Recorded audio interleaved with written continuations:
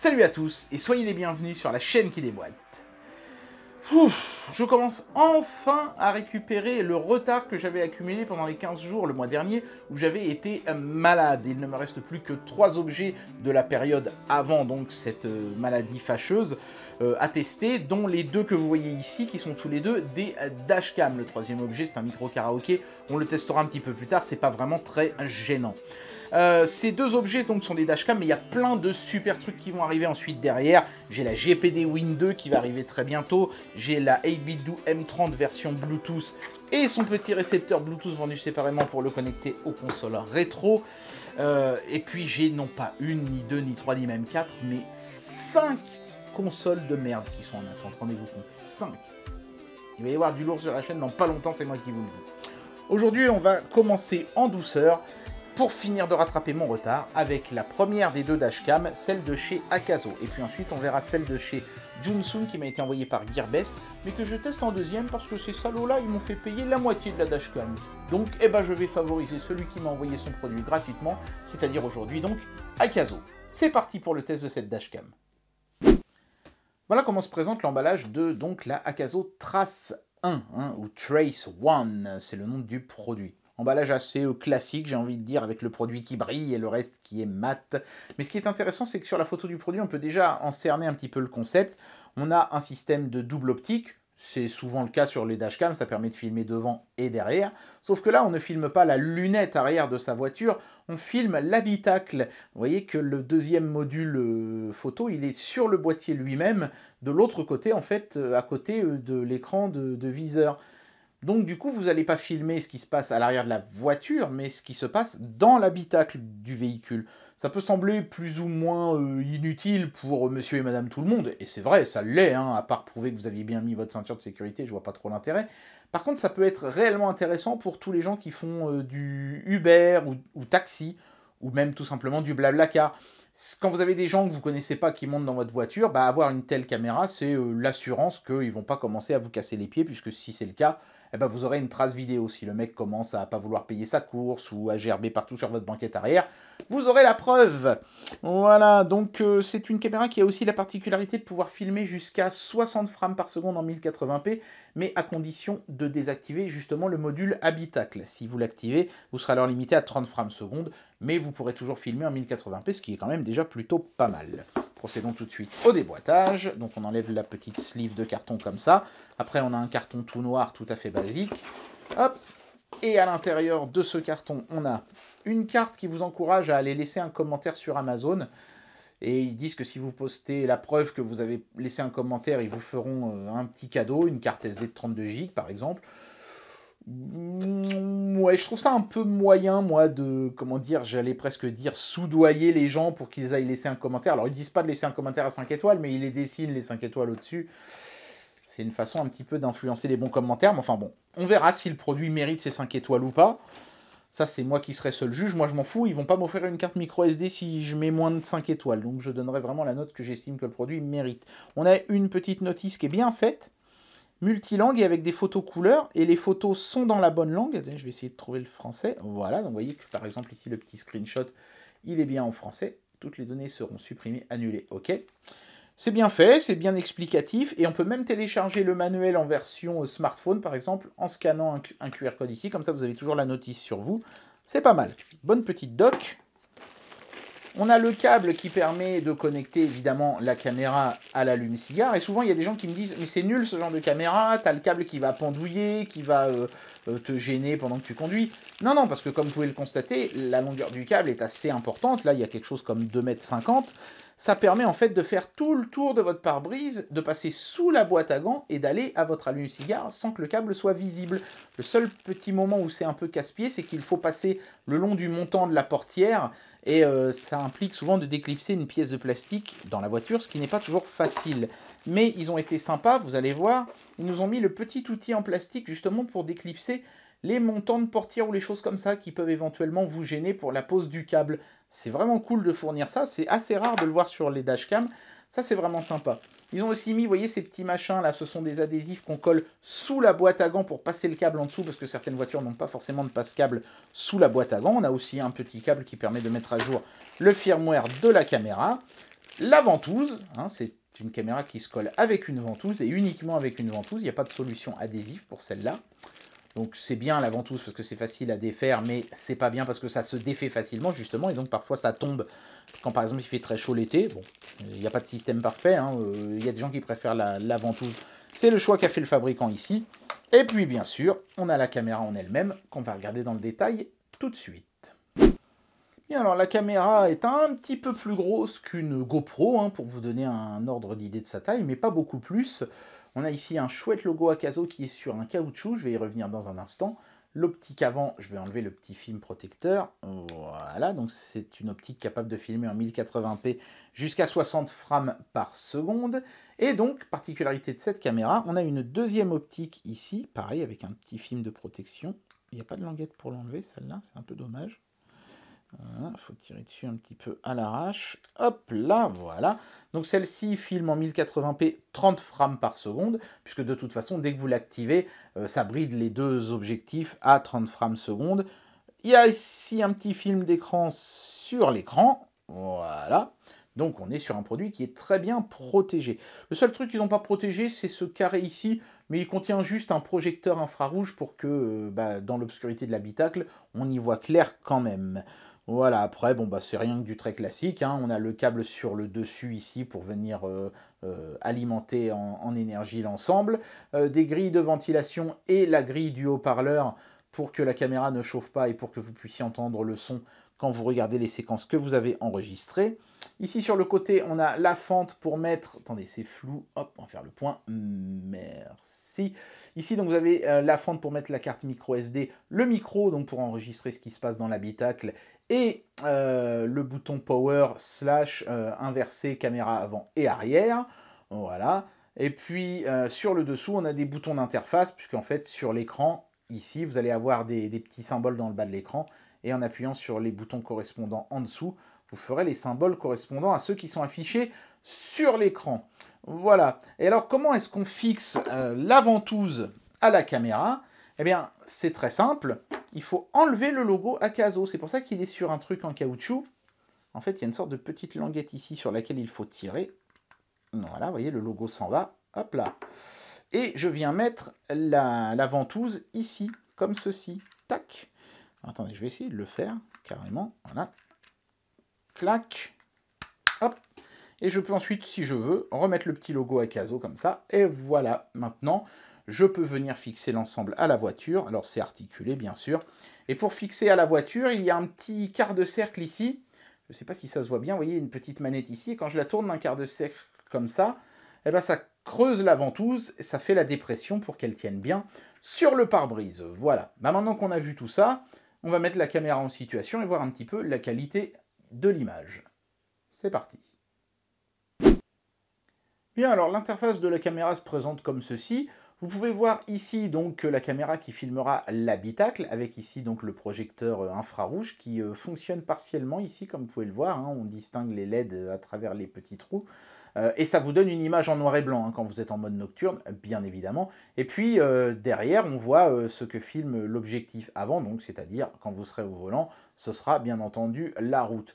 Bon, après, c'est un firmware très classique qu'on retrouve sur beaucoup de dashcam, hein, avec toujours ce même menu là. Alors il y a deux sous-menus d'ailleurs, mais rien de vraiment folichon. On peut changer la résolution, la durée de la boucle d'enregistrement, le fait d'avoir la double caméra ou pas, le fait d'être en grand angle ou pas, le fait d'avoir le micro ou pas, le fait d'afficher ou pas en permanence l'heure et la date dans le bas, et activer ou désactiver le capteur de collision.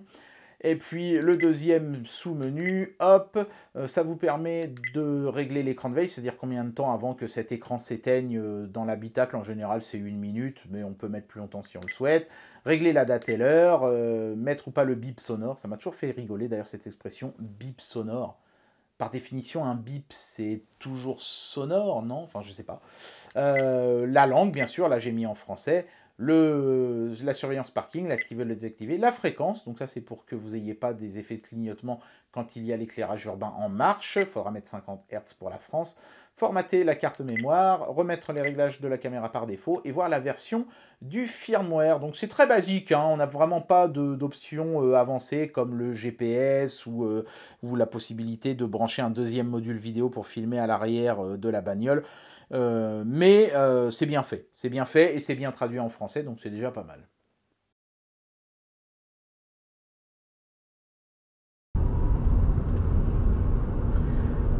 Bien voilà, donc on commence par le test diurne, hein, c'est-à-dire en plein jour de la caméra. Et pour la première fois depuis que je teste des dashcams, vous allez pouvoir me voir à l'image, coucou.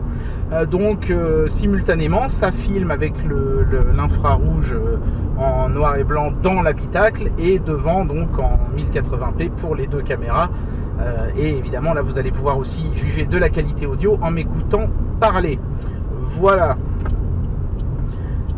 Allons-y, regardez-moi ça, celui-ci qui me refuse la priorité à droite. Youpi. Bon, en même temps, il arrivait des voitures en face, mais est-ce qu'il a pris ça en compte? Je ne pense pas. Et vous voyez pourquoi c'est intéressant d'avoir une dashcam, hein. Ça va très vite, un accident, il suffit d'un gland qui vous refuse une priorité et boum, hein. Et après, le mec va dire que vous arriviez trop vite et patati et patata. Donc la dashcam est toujours intéressante pour prouver votre bonne foi. Voilà. Mais bon, évidemment, sur celle-ci, on ne verra pas de vitesse s'afficher à l'écran puisqu'elle n'a pas de puce GPS. Oh là, alors il va falloir que je me serre parce que sinon tout le monde va se retrouver bloqué là. Voilà.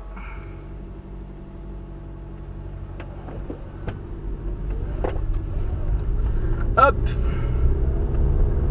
Voilà, donc évidemment, encore une fois, hein, vous serez juge de la qualité de l'image parce que moi je ne peux pas la voir avant d'être revenu à la maison. Mais on fera également bien sûr un test nocturne pour voir comment ça marche. Et puis je ferai peut-être aussi un test en mettant 60 frames par seconde, histoire de voir si ça amène vraiment quelque chose en plus ou pas. Voilà, mais pour le moment en tout cas, je suis plutôt satisfait de la qualité.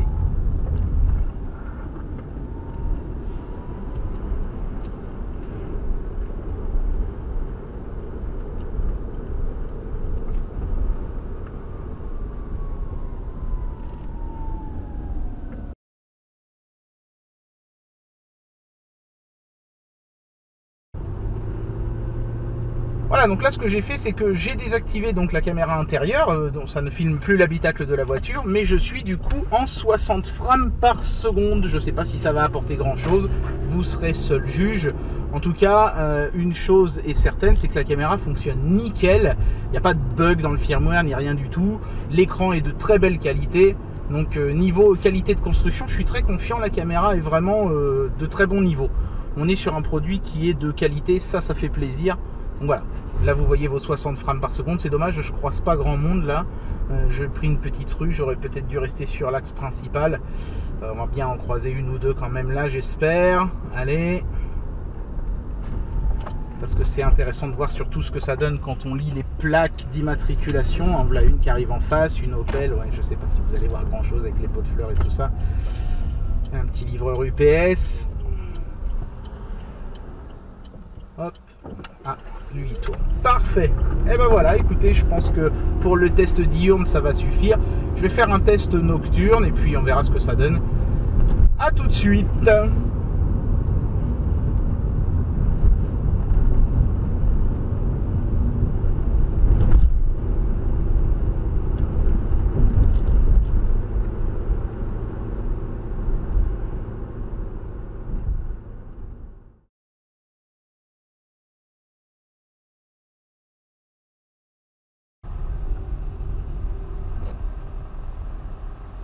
Voilà, donc là je fais un test nocturne hein, de la caméra avec le double objectif activé et donc le framerate à 30 fps. Pourquoi avoir choisi ce réglage là plutôt que l'autre? Je voulais avoir le réglage on va dire le plus dur pour la caméra pour voir si on arrive malgré les 30 fps à avoir les plaques d'immatriculation et les trucs comme ça. J'ai eu du bol parce qu'en dépit du fait qu'il soit 9h30, il y a plein de bagnoles partout, coup de peau, donc super, hein, on va croiser quelques voitures. Mais ça a l'air de plutôt bien marcher hein, de ce que je vois sur le petit écran de contrôle.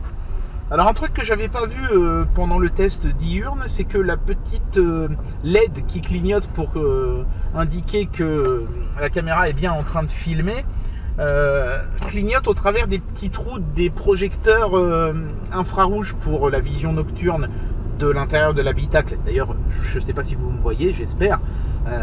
J'avais l'impression qu'on voyait bien sur l'écran de contrôle. Je pense que vous allez réussir à me voir. Donc voilà, comme ça, vous pouvez voir ce que ça donne de nuit dans l'habitacle et sur la route. Il plouviote un petit peu. Donc c'est bien, c'est des conditions un petit peu compliquées pour la caméra. On va voir si elle arrive à voir les plaques et tout. Voilà, donc en fait, la petite LED de contrôle clignote au travers du trou de l'infrarouge.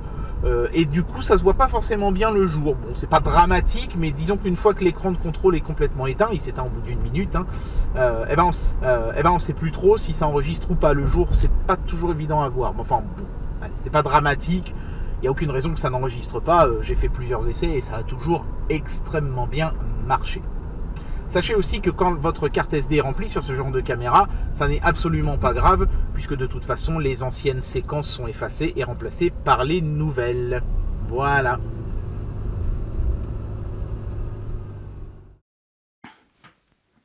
Bien, il est temps d'amener une conclusion à cette vidéo et de donner une note à ce produit.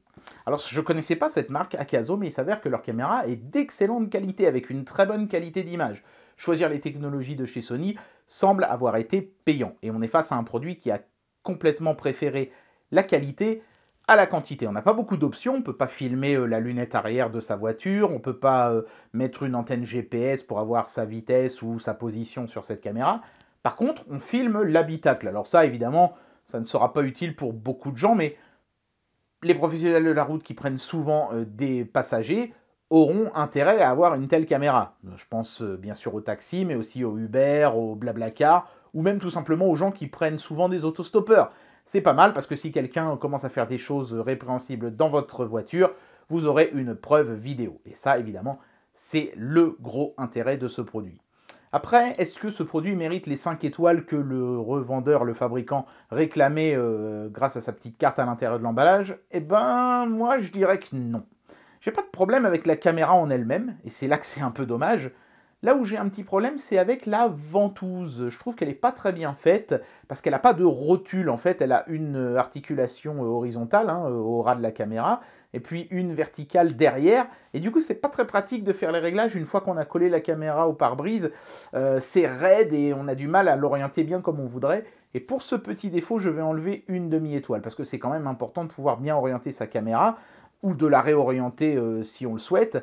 Si vous voulez rapidement tourner la caméra pour filmer un truc sur le bord de la route, il y a des gens qui font ça, j'ai déjà vu sur YouTube, des gens qui réorientent leur dashcam. Ça risque d'être compliqué avec ce modèle-là. Donc à cause de ce petit défaut de ventouse, là, de l'absence d'une rotule, j'enlève une demi-étoile. Pour le reste, c'est du tout bon, hein. On a une bonne qualité d'image, le concept de filmer l'intérieur de l'habitacle est parfaitement fonctionnel. C'est une très bonne caméra. Mais il aurait fallu mettre une rotule pour avoir la note parfaite. Voilà, désolé pour la petite carte à l'intérieur, mais vous n'aurez pas 5 étoiles avec moi. Vous y étiez presque, mais il y avait un petit truc quand même. La prochaine fois peut-être. Et bien voilà, c'était le test de cette dashcam de chez Akazo. De par son concept, évidemment, cette dashcam sera réservée à un public assez restreint, mais ça n'en demeure pas moins un produit d'une excellente qualité. J'espère que cette vidéo vous aura plu, et moi je vous dis à très bientôt pour un prochain test, celui donc de la dashcam de chez Junto. Allez, tchuss!